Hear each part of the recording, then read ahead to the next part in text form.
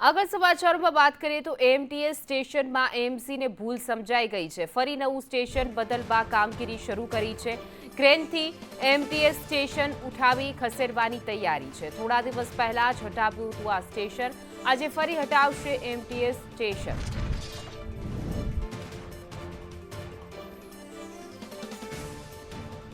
Sindhu Bhavan road પર કોર્પોરેશને જે station હટાવી લીધું હતું એએમટીએસનું, એને લઈને હવે તેમને પોતાની ભૂલ સમજાઈ છે અને ફરીથી નવું સ્ટેશન બદલવાની કામગીરી શરૂ કરી દેવામાં આવી છે. પ્રાથમિક રીતે કોન્ટ્રાક્ટરને ફાયદો કરાવવા માટે, બિલ્ડરોને ફાયદો કરાવવા માટે આ પ્રકારની કૃત્ય કર્યું હોય એ પ્રકારની ચર્ચા સેવાઈ રહી હતી. થોડા દિવસ પહેલા જે છે સિંધુ ભવન રોડ પર આવેલું એએમટીએસના અધિકારીઓએ ફરિયાદ પણ ઉઠાવી હતી. જે બસ સ્ટેશન હતું એ ફેરવી દેવામાં આવ્યું હતું. 500-700 મીટર આગળ સ્ટોપ કરી દેવામાં આવ્યું હતું. સિંધુ ભવન રોડ પરના આ દ્રશ્યો છે કે જ્યાં ફરી હવે એએમસીને પોતાની ભૂલ સમજાય છે અને હવે ફરીથી એ સ્ટેશન જે છે તે બદલવાની કામગીરી ચાલી રહી છે.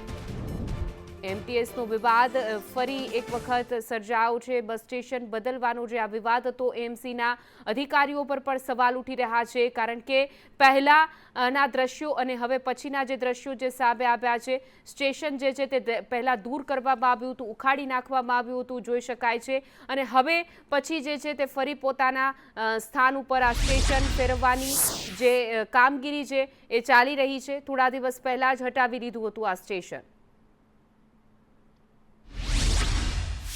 સિંધુ ભવન રોડ ઉપર એએમટીએસ સ્ટેશન હટાવ્યા પછી વિવાદ ઊભો થતા હવે ફરીથી આ તંત્ર છે એ પૈસાનું પાણી કરી રહ્યું હોય તે પ્રકારના દ્રશ્યો સામે આવી રહ્યા છે.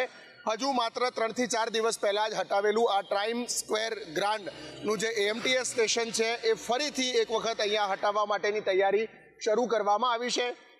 ખાનગી એજન્સીને જે કામગીરી સોંપવામાં આવેલી છે તે અંતર્ગત આ અત્યારે ફરીથી સ્ટેશન ખોલવા માટેની પ્રક્રિયા અહીંયા ચાલી રહી છે. દ્રશ્યો અને સાધનો પણ આપણે જોઈ શકીએ છીએ. સાથે મશીન એટલે કે જેસીબી પ્રકારની જે છે મશીન એ પણ અહીંયા લાવવામાં આવ્યું છે કે જેનાથી આખું એએમટીએસ સ્ટેશન છે એ અહીંયાથી ઉઠાવી અને ફરીથી અન્ય જગ્યા પર લઈ જઈ શકાય તે પ્રકારની તૈયારીઓ કરવામાં આવી રહી છે.